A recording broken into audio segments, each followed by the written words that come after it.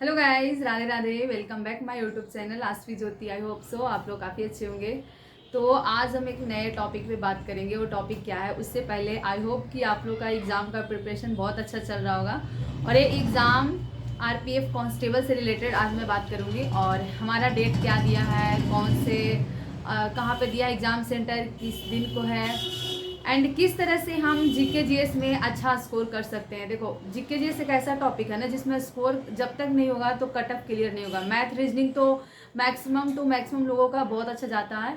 Math reasoning में क्या है कि अगर पेपर थोड़ा टफ दिया तो थोड़ा मतलब निगेटिव मार्किंग बढ़ने की चांस हो जाती है, या फिर थोड़ा कम लोग अटेम्प्ट करेंगे, लेकिन जो करेंगे सही करेंगे।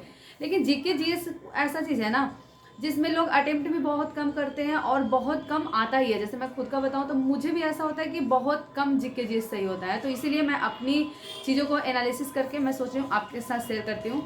एंड एक चीज़ है ना कि जीके जीएस का मुझे यूट्यूब पर अभी बहुत नज़दीक टाइम में मुझे ये पता चला। ऐसे मुझे पता था कि RWA में नवीन सर पढ़ाते हैं, बहुत अच्छा पढ़ाते हैं, बहुत अच्छा। लेकिन उनका ना एक प्ले लिस्ट है जिसमें स्टैटिक जीके पढ़ा रखे हैं। और मुझे भी ऐसा हो रहा था कि कुछ कुछ टॉपिक होता है ना जिससे पूछता ही पूछता है, हर मतलब हर टाइम पूछता है रेलवे में। और वो एक ही क्यों ना पूछे लेकिन पूछता है। तो उसमें मैं आज ढूंढ रही थी तो मुझे मिला नवीन सर का स्टैटिक जीके का पूरा प्लेलिस्ट। मैं मतलब बोलूँगी कि आप एक बार जाकर उसको पढ़ो। उसमें 45 वीडियो डाला हुआ है पूरा स्टैटिक्स जीके का।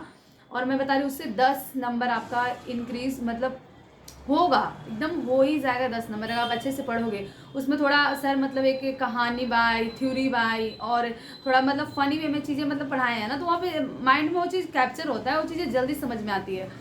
और देखो, स्टैटिक जीके का कुछ कुछ टॉपिक ऐसा है जिससे एक क्वेश्चन तो पूछता ही पूछता है। तो आपको आरपीएफ में 10 मतलब 10 मार्क्स तो बढ़ ही जाएगा। मतलब अपने अगर आपको मान लो कि 70 स्कोर आ रहा है तो 80 हो जाएगा अगर आप इसको मतलब पूरे टॉपिक को अच्छे से पढ़ोगे तो। अब देखो वो टॉपिक है क्या, तो पहले बात तो मैं बता रही हूँ नवीन सर का जो ये 40 वीडियो है ना, आप उसको देखो। ऐसा नहीं है कोई प्रमोशन, कुछ भी नहीं है, मैं खुद देख रही हूँ उसको तो मैं आपको बता रही हूँ कि सच में बहुत फ़ायदा करेगा। उसमें क्या होता है, शास्त्रीय नृत्य हो जाएगा और फिर उसके बाद समाधि हो जाएगा, उसके बाद मतलब बहुत सारी चीज़ें स्टैटिक में जितना भी आता है सर बता रखे हैं।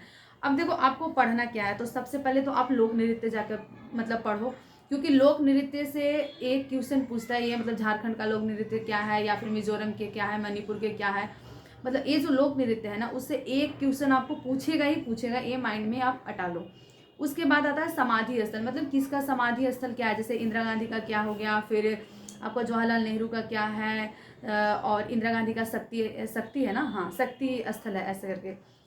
उसी तरह से जो भी चीज़ है ना ये आपको पूछेगा। तुम लोक नृत्य हो गया, समाधि स्थल हो गया, शास्त्रीय नृत्य हो गया। शास्त्रीय नृत्य से भी आपको पूछेगा। जैसे मान लो पूछ दिया कि मणिपुर का शास्त्रीय नृत्य क्या है, या फिर भरतनाट्यम शास्त्रीय नृत्य है, उसको कौन परफॉर्म करता है, मतलब कौन परफॉर्म करते हैं, उनका नाम बताइए। वो चीज़ें ना आपको लूसेंट के विविध में भी दिया रहेगा, या फिर आप नवीन सर के पढ़ोगे, या फिर कहीं से भी आप इसको पढ़ो। मतलब शास्त्रीय नृत्य करते कौन थे और कहाँ का शास्त्रीय नृत्य है, मतलब भरतनाट्यम कहाँ का शास्त्रीय नृत्य है, उड़िया ओडिया कहाँ का है, फिर मणिपुर कहाँ का है। तो ये तो मतलब 2-3 नाम वाला रिलेटेड तो आपको पता चल जाएगा कि मणिपुर मणिपुर का है, ओडिशा का ओडिया है, ये चीज़ें समझ में आ जाएगा। लेकिन इसको करते कौन थे ये चीज़ें आपको याद करने में थोड़ा दिक्कत होगा, तो इसको आप जाकर पढ़ना। उसके बाद हो जाता है प्रमुख वाद्य यंत्र, मतलब सितार कौन बजाता था, गिटार कौन बजाते थे, बांसुरी कौन बजाते थे, तबला कौन बजाते थे, ये किसके यहाँ पे मतलब ये कौन प्रमुख थे, मतलब किसके द्वार में रहते थे। ये थोड़ा मतलब ये जो स्टैटिक जीके में आता है ना ये पूछ देता है। आप एक बार दो बार ना थोड़ा अगर आप पढ़ते हो तो आपको पता होगा, या फिर आप जाकर देखना, ये बहुत इंपॉर्टेंट होता है और हर एक एग्जाम में पूछता है। जैसे मैं बताऊँ, मैं जब दिल्ली पुलिस का एग्जाम दी थी तो उस टाइम भी ना लास्ट टाइम में मैं नवीन सर का ही पढ़ी थी, और सच में मुझे याद है।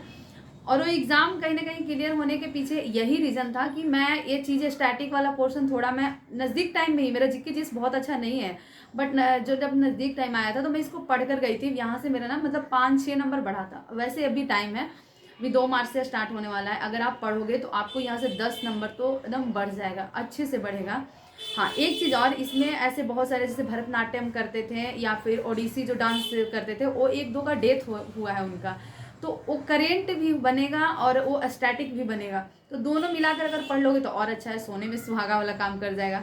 इसके बाद क्या आता है, अगर आपके आगे बात बताएं तो भारत के प्रमुख मतलब जो शोध संस्थान होते हैं ना वो बहुत ज़्यादा ज़रूरी हो जाएगा आपके लिए। जैसे कृषि अनुसंधान या फिर जैविक, डेयरी अनुसंधान, ये जो होता है ना अनुसंधान से रिलेटेड, एक बार मतलब आप पढ़ लो उसको। जब आप एक बार पढ़ लोगे ना तो माइंड में वो आ जाता है। वो आपको मिलेगा कहाँ, आपके पास लूसेंट बुक है तो लूसेंट के विविध में सारी चीज़ें मिल जाएगा।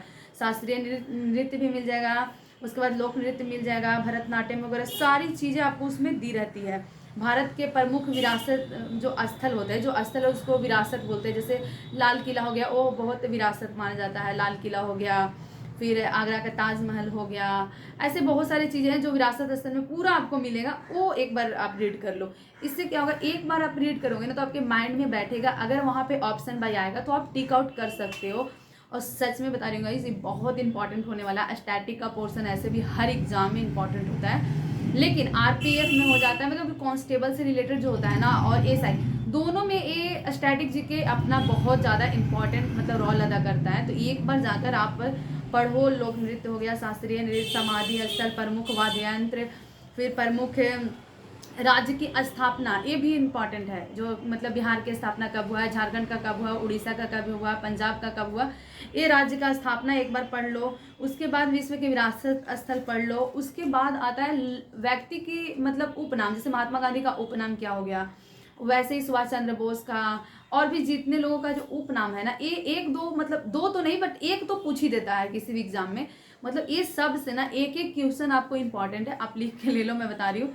ये वीडियो आप एग्जाम के बाद देखना। अगर इसमें से इन जितने भी मैं टॉपिक बताई हूँ ना, उसमें से हर एक टॉपिक से एक क्वेश्चन नहीं आया तो बताना। बाई चांस ऐसे टॉपिक होंगे, बाई चांस एक या दो, दो तो हो ही नहीं सकता, क्योंकि पूछता ही गाइस।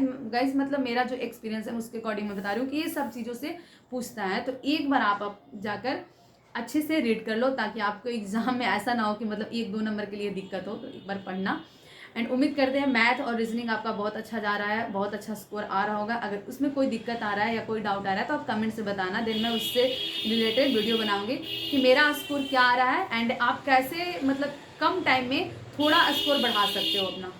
मतलब ये कम टाइम में 2-4 नंबर बढ़ा सकते हो।